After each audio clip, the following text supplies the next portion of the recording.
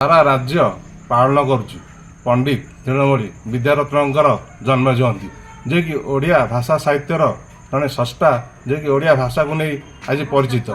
आज आम पहुंचीचु कटक जिला बांकी वैदेश्वर माणविहारपुर शासन साई सीधा सड़क जो बासस्थान आम पहुंचीचु वंशधर आसतु आलोचना करवा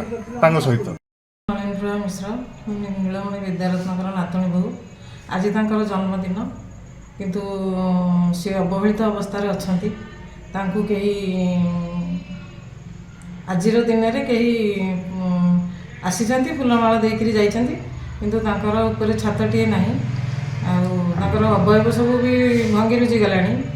जो पिंडीटा है भी भांगला से देखा जाऊना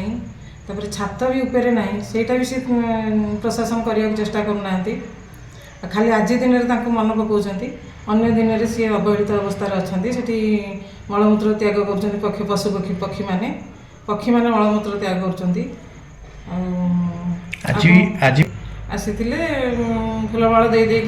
भाषण देकर गले किंतु आमको भी अवहेलित आमको भी से बासी पचारू ना जेहेतु आम दायद आमको से कौन खोजार भी ना आज दिन भी आमको खोजा जाए कौटी सभा समिति मीटिंग रे आमको खोजा जाए आम केवल आम घरे मूर्ति रखिकी पालन करुचु। प्रशासन तरफ संपूर्ण अणदेखा अणदेखा कर। अच्छा से जो प्रतिमूर्ति आम भी देखुलु अवहेलित अवस्था अच्छी सी कौन प्रशासन सब सेमती खोला छाड़ी खोला अच्छा छातटे ना कि केवल जो आसे दिवस से जन्मदिन मृत्यु दिवस यही दिन में से मन पकाती अन्य दिन में मन पका आलोचना करुले मन बहुत क्षोभ रही आज भाया दिन में वंशधर अच्छा जहाँकि एत बड़ा कार्यक्रम कराऊँगी एमएल ठू आरंभ करी सरकार जो अच्छा